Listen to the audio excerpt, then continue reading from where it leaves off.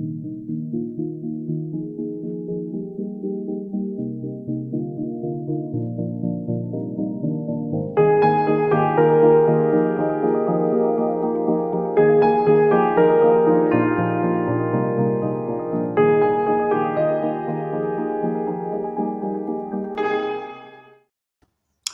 ladies and gentlemen. It's a Ukrainian show on POT TV. My name is Sasha Star, and I have distinguished guests today. It's Dr. Jonathan Lockwood. Welcome to the show, Jonathan. Good, glad to be here, Sasha. Thank you. And a founder of Network, Nick Paliveda. Welcome to the show, Nick. Barely here. There he is. Hello, Nick. It's Nick. Okay, my first question to both of you. Were you watching the presidential debates a couple of days ago? Yes, I did see the presidential debates. Yep. No, but I read about them. I did not watch them as such. Yeah, I did both. I watched the show and I read about it. All interesting. So there was very interesting moment in the show when the question of Ukraine help was directly asked of all participants. There were 8 people on stage. The first one, venture, the guy with the difficult name to pronounce, the youngest one. Vivek Ramaswamy. Yes. Oh, yeah, that one. Yes. Yeah, that Mr. one. Unpronounceable. Yeah, well, here, brilliant man, brilliant mind, absolutely incredible person. He said that there will be, if he is the president, absolutely no help to Ukraine whatsoever, not a single penny. U.S. has its own set of problems and it has to work on it, and no help to Ukraine, period. And at that time, he was confronted furiously by Nikki Haley, that mentioned that he has absolutely no experience in international affairs. He has absolutely no knowledge, no experience to deal with this issue. And she said that Ukraine is on the forefront of Western civilization, including the United States, and we have to help any way we can. And by the way, she mentions that all help that Ukraine receives from US, it's about slightly over 3% of the Pentagon budget, annual budget for a year. So it's only 3%. And speaking of percentage of GDP, the 11 European countries pay more in respective percentage of GDP than United States. She was echoed by actually Mike Pence, and fantastic job did also Chris Christie, who said that he was recently in Ukraine and he saw the atrocities that Russians are doing on Ukraine. And since Ukraine is a West-friendly country and wants to be integrated into the West, it's absolutely it's not just possible, but it's almost must for US and the West to continue to support Ukraine. Nick, since you watched the debate, was I accurate in my comments? Yeah, you were accurate. It just showed how naive this gentleman was. And I agree. I don't know if he's even traveled to any of these countries. I would recommend Vivek take a year off, not run for politics because he doesn't know jack about what goes on the borders. Go to Russia. And you know, Sasha, I've been to Russia. He needs to go to Iran. My wife has been to Iran. He needs to go to these countries, live there for a while. Then he can come back and make all these idiotic comments. Okay. But the thing is, it showed how naive he is. Or all he has to do is go on the internet and go to the website I go to, Understanding China, and he'll realize how much some people just hate us. Okay. They hate you. Okay. They want to kill you. Does he remember? I don't think he's a student of history. Wasn't there a World War II out there where the Germans didn't they say, oh, we wanted to help the Americans? I didn't think so. I think what they wanted to do is they wanted to annihilate people. Unfortunately, because the guy is so naive. See, if he was on Shark Tank, I'd go, Vivek, you may be a great software developer because you're so naive. You're so naive. I'm out. In other words, he shouldn't be on the platform.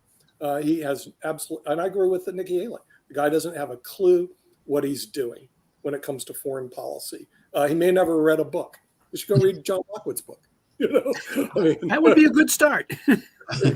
Jonathan, so what you've heard from me and Nick, what you read about the debates, what's your opinion? My opinion is that the Republican candidates still have a way to go to be properly educated as to what their proper stance should be. They may discover, even if one of them gets the nomination over Mr. Trump, which is increasingly unlikely at this point, given Mr. Trump's momentum and the polls and so forth. But what we can hope is that even though Mr. Trump, for example, is saying that he could end the Russian-Ukrainian war in a day, there's a long way between now and next November. And it just becomes the stances of the Republican candidates and Mr. Trump make it all the more imperative for the Ukrainians they are racing against the clock in a very large sense. It is a very analogous situation to the American Civil War, where the Confederacy was hoping for a victory by the Democrats in the 1864 election so that they could be given a victory in elections that one that they could not have won on the battlefield. And in this case, the Russians, because they cannot win operationally in Ukraine, they are hoping for a victory that is favorable to them in next November's elections. So that, again, a negotiated peace is an effective victory for Russia. But the thing is, this whole stupid thing, John, I can end the war in a day. Sure, you could. Abraham Lincoln could have ended the Civil War in a day. by giving the Confederacy everything they wanted. Exactly. No, it's ridiculous to say that. It's a ridiculous statement. Every time I hear it, I go, they have absolutely no clue what goes on outside the borders of the United States. They have absolutely no clue. And by the way, as our friend said on another program, the way he sees out there on the World Economics Forum, he said that he saw that the only way that the Russia-Ukraine war could really end is in an armistice, a ceasefire, very similar to the Korean peace. Yeah. It's not a peace. North and South Korea are still technically at war. You would have a situation where Russia and Ukraine could have a ceasefire, an armistice, and they would still be technically at war, but we would have a situation very similar then to North and South Korea. Not a perfect solution, but the only one that is realistically attainable. Yeah, but Steve, we have a third-party player here. It's called Ukraine. If Ukraine wants to take all their borders back, we should support them 100% to do that. There's absolutely no reason to compromise with China and Russia and their crazy BRICS alliance. Now, the latest thing I heard, they want to bring Iran into the BRICS alliance. And the American not only Iran, there are 6 or 7 countries.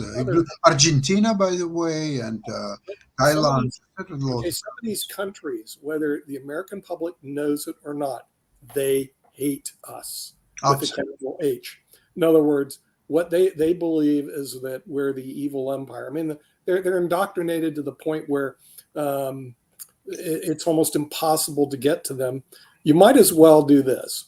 You might as well, if you're going to leave Ukraine, we might as well call Kim Jong-un, I think Trump did that once, and ask him to come over to be president of the United States of America, and then see how we like it. I mean, it's not that bad. You know, the major difference between U.S. and Canada is that U.S. is indeed an evil empire, and Canada is not. It's just a little neighbor. We're not at war, but something interesting happened this week relating to Ukraine. Apparently a missile ran into, or a bomb somehow got on a plane over Moscow to St. Petersburg. Now, I've been on flights to St. Petersburg, but it was Air France, and I just hope there wasn't a bomb aboard.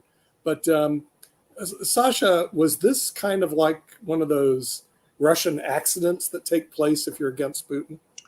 Nick, you are very lucky that you flew and came in one piece from Moscow and St. Petersburg. I think that day Russians... I went from Paris to St. Petersburg.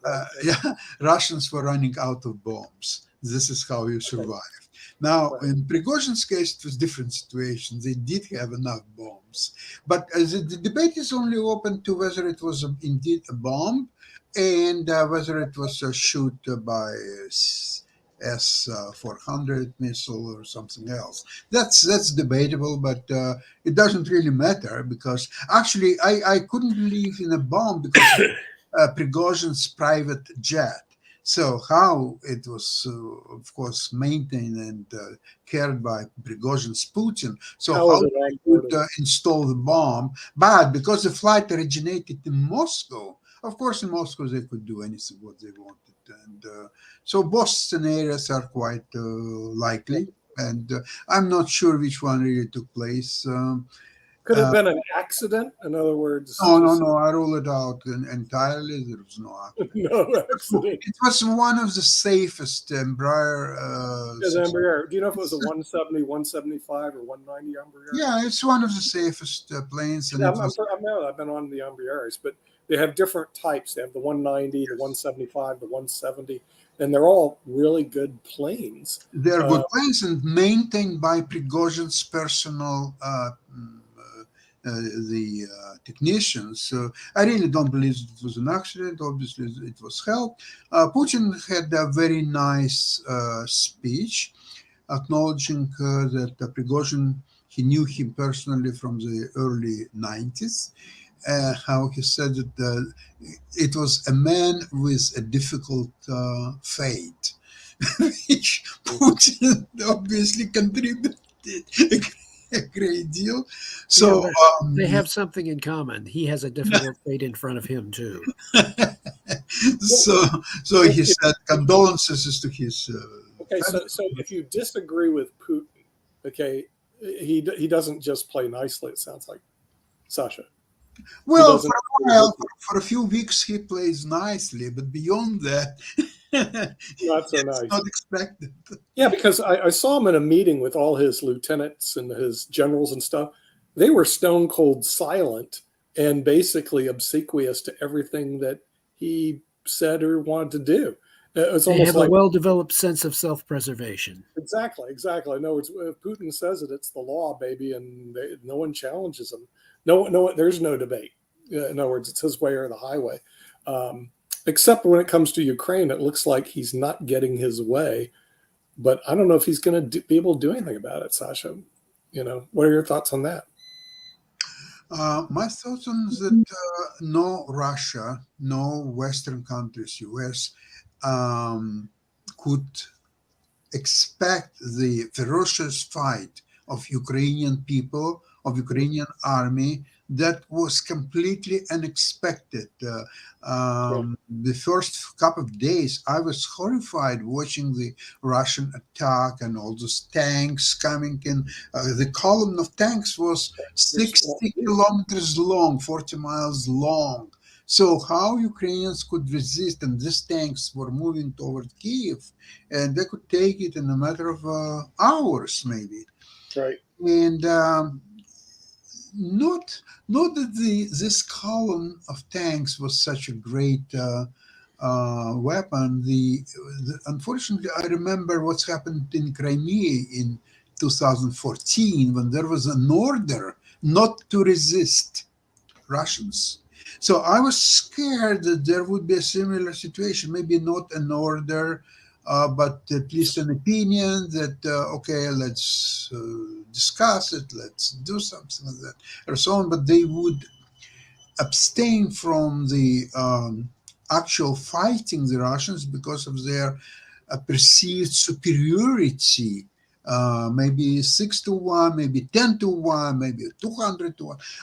It was so scary. And then when the day went by day, and they couldn't get close to Kiev enough, and furthermore, the Ukrainians started to attack, and that particular column, you know what was the end of that column? They hit the first tank and the last tank. And everybody in between is just, they're all targets. So it was all targets, all the tanks in between, and that was dissipated in a matter of hours. And that was incredible turnaround. I think at that time, I started to feel no, no, they are not going to take Kiev. It will take a lot of efforts from Ukrainians to resist it and fight it. And now we are almost a year and a half into the war. And today, Ukrainian army is in much better shape than a year and a half ago. And Russian army, it's not even the Russian army that started the war. All of these people are, how should I say, eliminated. Statistics. Statistics, yes, yes, statistics, and that was the best of the best, well trained, well paid people, so on. Now, welcome to statistics.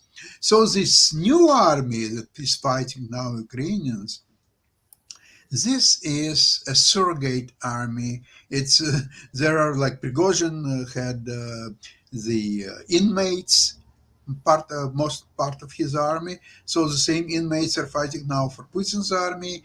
People who are poorly trained and who have very rudimentary knowledge of modern war, if any. So the only thing what helps them is formidable defense lines, what they were able to create in the last several months.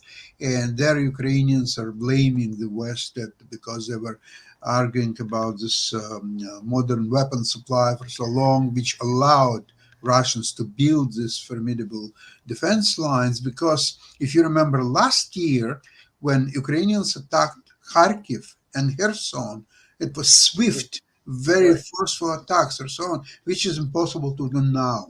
So now Ukrainians actually are developing a new war doctrine, how to find this formidable defense lines, which West probably never had to deal with, maybe in the Second World War, but even not so. Germans didn't have that level of fortifications. So now the closest the Germans came in the Second World War to a reasonably formidable defensive line would have been the Siegfried line, just in front of the Rhine. Yes, that's right. And the French had the Maginot Line, and the Germans simply went around that. Right. It's interesting because when I listen to the debate, Nikki Haley understood the amount of money that the U.S. really spends on that. She goes, it's like 3.5% of our military budget. It's not even 10%. And then if you got up to 8%, that would be high. In other words, we can spend very little and still beat Russia by basically moving our assets over to the Ukraine. And I also think we have to do it, Sasha, because we have to show the world that we are the military superior country. If we don't do that, what we're basically doing is saying, hey, Russia, China, you BRICS people, you're the world's superior country. And they're not. Right. It's good for business. All this rather cynical, but okay. Yeah. Well, the other thing is, Sasha, as you well know, and Chris Christie found out when he went there, and that's what I'm saying. Vivek needs to get off his butt and get out of the United States and go see how other people live. He goes, here's what I saw. I saw women being raped. I saw men with their heads chopped off. I mean, you see atrocities that you don't see out in the West because, like what you said, Sasha, he runs basically a terrorist organization, parading around as a first world country, and he isn't. He uses all the old terrorist tactics of the past to terrorize people into doing his bidding. And I think this Vivek guy or whatever, Ramaswamy, is really naive to the point where no one should vote for him. I think that if, as you suggested, he would visit Russia, he might as well visit American journalist Gershkovich, who was detained several months in jail. And now, yesterday, they announced that he will spend in a Russian jail for another 3 months. Oh well, yeah, that's kind of a welcome to hell. I think that by the time that this war will be over, Russia will be first ever a third world country with the snow. Yeah, Well, the thing is, it really is a third world country with atomic weapons right now. Yeah. But I think what he needs to do is go visit Iran, visit North Korea, visit Russia, visit China, then come back and tell us how wonderful it is. What a wonderful If trip he he will had. come back. Well, Yes. that's not, hey, look, that's not my problem. If you want international experience, you need to get off your butt and go travel internationally. People that are born in the United States like he is, in his 30s like he is they're very naive on what happens outside the borders of the United States. If he did any international travel, it's probably up to your country of Canada, Sasha, or down to Mexico. The guy has no clue. Could be a brilliant software person, no clue what happens beyond the borders of the United States. And for that reason, I'm out. But you did have some other good candidates that were at the debate. I thought Nikki Haley did a good job. Mike Pence did a good job. He got no push. Mike Pence looks presidential He- among he- all he- these people. He's the only one who sort of He looks really like did, some but our poll gives him like no push at all, which is really surprising because I thought he did a good job. But you know who people vote for, and then there's the 800-pound gorilla not in the room, which is the Donald. Okay, and I don't know how you're going to stop him from taking the nomination. I don't see how you're going to do it. With that, I just don't understand what makes sense of this debate without Donald Trump. Because basically, And that is why, and that, by the way, is why Donald Trump decided to stay out of the debate, because to simply illustrate that the whole thing is ridiculous without considering him as the likely and most viable presidential candidate on the Republican side. And the lesson that if we wanted to make sure, if we are certain that Donald Trump is going to be the Republican nominee, and that if he does in fact have an excellent chance of winning next year in 2024, the one lesson that we should insist that he learn, that he take to heart this time around, the first time he went in there, he did not clean house. He did not get rid of all of those people in the deep state and the administrative state that were not in favor of his agenda. He should have appointed all those people and that were essentially supportive of his agenda, and make sure that he did not have internal opposition, political opposition within his own party to what he wanted to get done. This time, when he gets in, he is going to clean house, and he is going to make sure that he does not have the holdovers from the previous administration undermining him in his future administration. So that is going to be we'll see whether or not he learns that lesson. And he should also learn the lesson that nations do not have friends. They have mutual interests. That is a very different thing. We're not friends with our NATO allies. We all have interests in common. Just remember that, Sasha. You're in Canada. We're not friends. We just have mutual. We have mutual interests. Totally agree. Totally agree. But by the way, Jonathan, you must be aware of when it was during the last days of Lenin still alive, but of course he was paralyzed and he couldn't function at all. So it was close to his last days.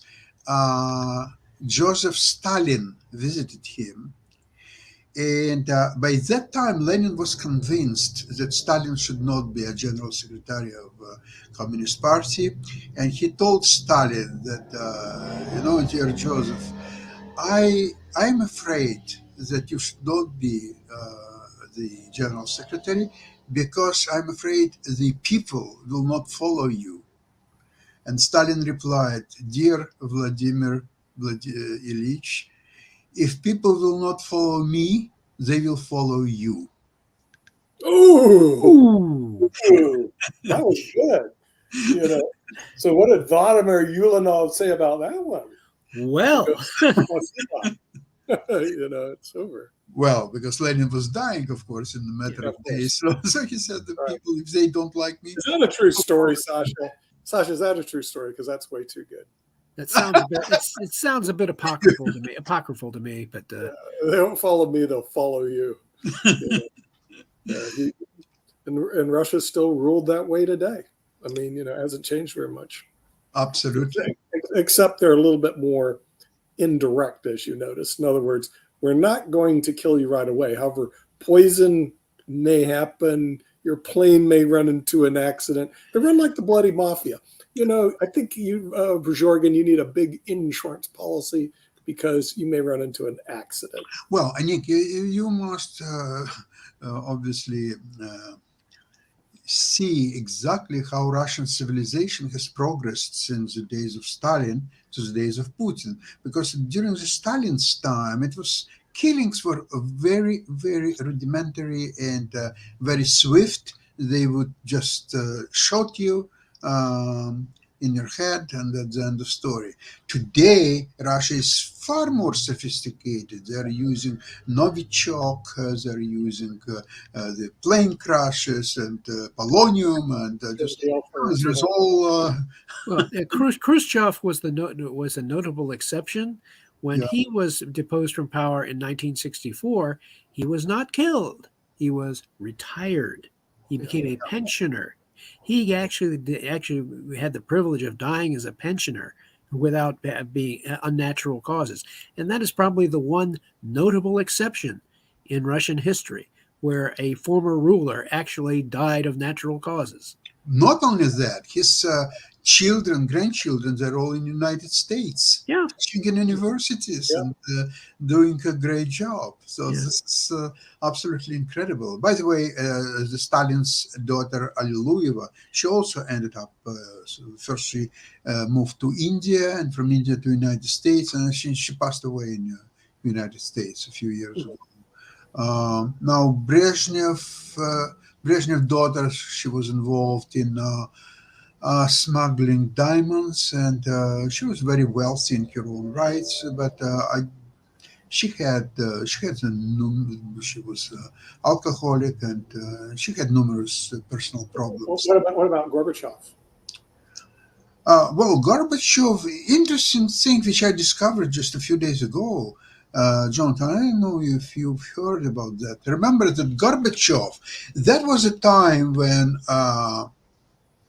allegedly the Western countries, including US and NATO, promised that in case of East Germany will be taken over by the West, NATO will not move farther east. Oh, yes. NATO will not. Yes. The only problem is that when the Soviet Union collapsed, there's this gigantic power vacuum. And nature abhors a vacuum, and so do other nations. And essentially, NATO was they did not have to do much at all. The former members of the Warsaw Pact were all were eager to join NATO, because if Russia ever decided to become aggressive again, they knew about the Warsaw Pact's war plans for using nuclear weapons. And they knew that they would be targets. So they decided to join NATO and gain collective security through that. It wasn't so much the NATO aggressively planning to absorb the former members. The former members knew what Russia was like, and they willingly joined. And they were standing in line. Actually, what's happened is that when Putin came to power, both Gorbachev and Yeltsin disappeared from public light. They were not giving speeches, they were not writing anything, they were not doing really much beyond that. And Yeltsin passed away a few years later, but Gorbachev lived until, I think, last year when he passed away. Mm-hmm. And Gorbachev, in all that time, he never commented whether it's true, because there was no written declaration that the NATO will not move eastward. So he was asked several times whether it's true that there was an agreement, because he was at that time participated in all these discussions, whether there was an agreement or promise or just anything that the NATO will not move west. And he never gave yes or no answer until his last 2 or 3 days before he passed away. He said no. There was never such promise. There was never such an agreement. Finally, because all the strategy of Putin towards Ukraine and the West or so on. It was based on, you remember his München speech in 2007, it was based that there was a promise that NATO will not move eastward. And yet they did. And now they want to take Ukraine. And they're, well, he could add also Finland and Sweden might as well. But anyway, so this is all false narrative because there was never such an agreement. There was never such a promise. And yet he's made basically all his national foreign policy based on this lie. It's the same thing like election was stolen. Election was stolen. So now the agreement was broken by the West. Oh my God, what's happened to so? So this is really atrocious. And I think Putin will personally pay for it one way or another. I'm pretty sure. So time is no longer on his side. No. And now, of course, let's comment on the latest Ukrainian advancements. By the way, yesterday was the Independence Day for Ukraine, and they did some spectacular attacks in Crimea. They destroyed the C-400 complex, and with that, many other Russian fortifications and radio radar and many other installations. And Russians couldn't do anything about it because they're following commands. Okay, go left, go right. But if they have to themselves have some kind of reaction to what Ukrainians do, they don't do it. They don't perform. Well, Sasha, all of this is in preparation, or Ukrainian preparation, for when the Ukrainian counteroffensive finally reaches the Sea of Azov and succeeds in cutting the link, the supply link reinforcement link between Crimea and Russia. Once that happens, and once that is about to happen, the attacks that are going on inside of Crimea are simply a prologue to a Ukrainian retaking over of Crimea once the supply link is severed and it is clear that the Russians cannot resupply or reinforce Crimea. Then the Crimea will fall back under Ukrainian control, and this will be a significant operational defeat for the Russians. They won't be able to hide it. It's unmistakable. It's also a political defeat. It's a political defeat because this means that there will be increasing pressure on Russia to agree to a ceasefire, to an armistice, get out of the remaining Ukrainian territory, because the Ukrainians will then be able to shift their forces from the Crimean offensive all the way to clearing out the remainder of any Russian occupying forces in the rest of Ukrainian territory. And it will be the momentum will be increasingly against Russia, and they will be compelled to accept a military defeat and a political defeat as well. Once they have an armistice, they can go back to their original lines and they can contemplate revenge for the next several decades. But this will not prevent Ukraine from negotiating, even if they aren't accepted into NATO itself. This will not prevent them from negotiating bilateral agreements between individual NATO members. They won't have to negotiate with NATO as a whole, just with individual members of NATO, and gain the support that they need. And particularly with what I'm saying, sending an engineer battalion or an engineer brigade to Ukraine to help teach the Ukrainians and help the Ukrainians rebuild will be one of the biggest things they can do, aside from constructing that global ballistic missile defense system that I've been talking about on several past programs. It's going to happen, I'm pretty sure. It will happen, and it will be a de facto absorption of Ukraine into the NATO alliance, because the NATO members all realize that their best defense is keeping Ukraine strong, militarily defensible, and economically viable and recovering. Yeah, excellent. Jonathan, Nick, thank you so much for today's program, and we'll see you soon, same place, same time, next week on Tuesday. Glory to Ukraine. Thank you very much.